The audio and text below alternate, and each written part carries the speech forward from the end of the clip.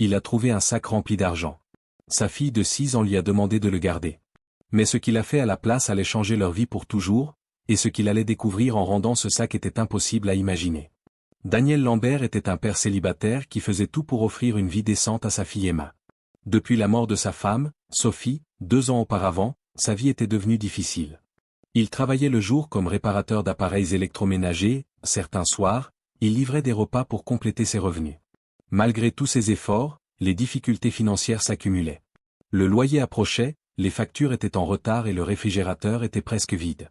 Mais Daniel ne se plaignait jamais devant Emma. Pour cette petite fille de 6 ans, son père était l'homme le plus fort du monde. Si vous pensez que la bonté a encore sa place dans ce monde, likez cette vidéo et partagez-la avec quelqu'un qui a besoin d'espoir. Dites-nous en commentaire ce que vous auriez fait à la place de Daniel. Et abonnez-vous, car la suite va tout changer. Un soir, après être allé chercher Emma à l'école, Daniel devait effectuer une livraison près d'un immeuble résidentiel. La pluie se mit soudain à tomber très fort. Ils se réfugièrent sous un petit auvent.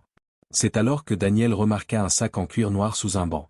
Il était à moitié caché par un journal détrempé. Daniel regarda autour de lui. Personne.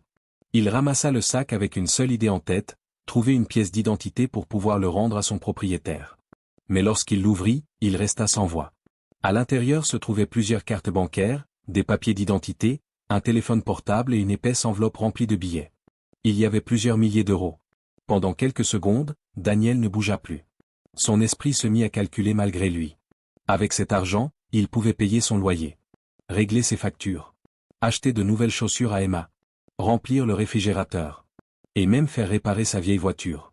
Puis Emma regarda les billets. « Papa, on pourrait garder un peu d'argent ?»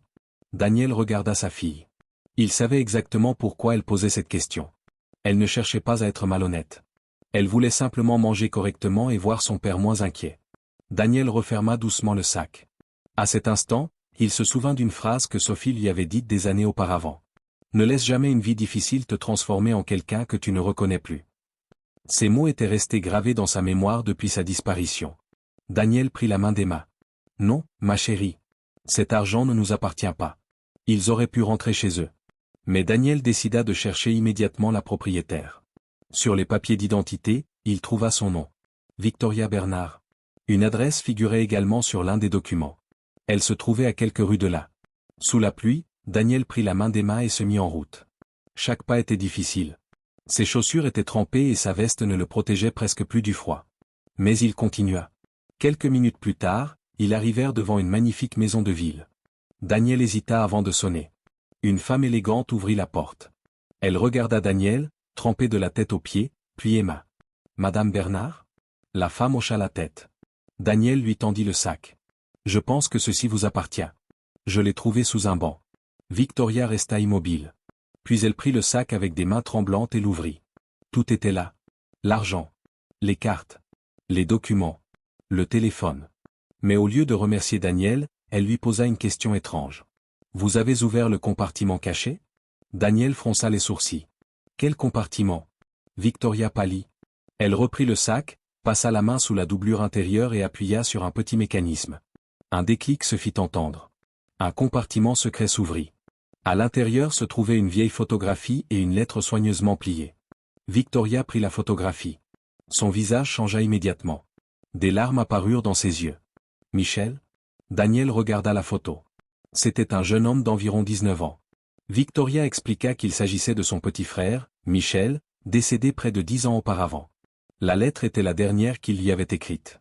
Elle la conservait dans ce compartiment depuis le jour de sa mort. Victoria avait emporté ce sac avec elle à l'hôpital le jour où Michel était décédé. En quittant l'établissement, bouleversée, elle l'avait accidentellement perdu. Mais ce n'était pas la seule surprise. Victoria regarda soudain Daniel. « Vous êtes Daniel Lambert ?» Il hocha la tête. Les yeux de Victoria se remplirent de larmes. « Alors, vous êtes le mari de Sophie. » Daniel se figea. « Vous connaissiez ma femme ?» Victoria hocha lentement la tête. « Oui. Quelques années auparavant, après la mort de Michel, Victoria avait sombré dans un profond désespoir. Elle ne savait plus comment continuer à vivre. Un jour, elle était entrée dans un petit centre communautaire où Sophie travaillait. Sophie ne la connaissait pas. Pourtant, elle s'était assise à côté d'elle. Elle l'avait écoutée pendant des heures. Elle ne lui avait pas dit d'oublier son frère. Elle lui avait simplement appris qu'il était possible de continuer à vivre malgré l'absence de ceux que l'on aimait.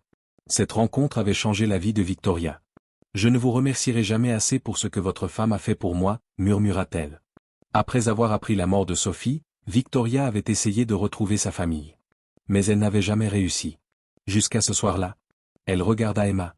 Puis Daniel. « Maintenant, je comprends pourquoi vous avez rendu ce sac. » Daniel baissa les yeux. « Je n'attendais rien en retour. » Victoria sourit tristement. « C'est justement pour cela que je veux vous proposer quelque chose. » Daniel releva les yeux. Victoria dirigeait désormais une entreprise qui gérait plusieurs centres communautaires. Elle préparait un nouveau programme destiné aux familles en difficulté. Elle cherchait quelqu'un de confiance pour le diriger. Quelqu'un qui comprenne réellement ce que vivent ces familles. « Je voudrais vous offrir un poste à temps plein », expliqua-t-elle. « Vous serez formé, vous aurez un salaire stable et nous pourrons également vous aider à trouver un logement plus adapté pour vous et Emma. » Daniel resta silencieux. « Madame Bernard, je vous ai rendu votre sac parce qu'il ne m'appartenait pas.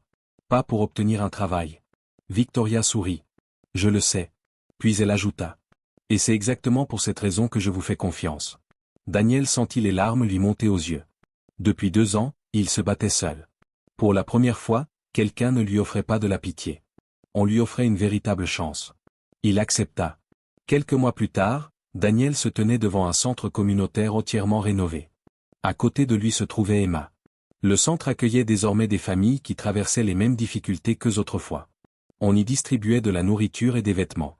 On aidait les parents à retrouver un emploi. On les accompagnait dans leurs démarches, lorsque cela était nécessaire, on les aidait à trouver un logement temporaire. Daniel regardait ces familles avec une compréhension particulière. Il savait ce qu'elles ressentaient. Parce qu'il avait été à leur place. Dans son bureau, 2 photographies étaient posées côte à côte. Celle de Sophie. Et celle de Michel. 2 personnes disparues. 2 histoires différentes. Mais un même héritage, celui d'avoir aidé les autres. Un soir, Daniel resta seul dans son bureau. Il repensa au sac. À l'argent. À la pluie. À Emma qui lui avait demandé s'il pouvait garder les billets. Et il comprit quelque chose. La vie ne change pas toujours grâce à un grand miracle. Parfois, elle change à cause d'une petite décision prise au moment où il serait tellement plus facile de faire le mauvais choix. Daniel avait rendu un sac rempli d'argent alors qu'il en avait désespérément besoin. Il ne cherchait aucune récompense. Il voulait simplement rester fidèle à l'homme qu'il était. Et ce simple geste lui avait permis de retrouver une partie du passé de Sophie, d'offrir un avenir meilleur à Emma et de découvrir une nouvelle mission dans sa vie. Parfois, le plus petit geste d'honnêteté peut ouvrir la porte à une seconde chance que l'on n'aurait jamais imaginée. Si cette histoire vous a touché, prenez quelques secondes pour aimer la vidéo et la partager avec quelqu'un qui croit encore en la bonté. Abonnez-vous à la chaîne pour découvrir d'autres histoires d'espoir, de courage et de seconde chance. Et dites-nous en commentaire, la bonté est toujours récompensée. Parce qu'on ne sait jamais. Le geste que vous faites aujourd'hui pourrait bien changer votre vie demain.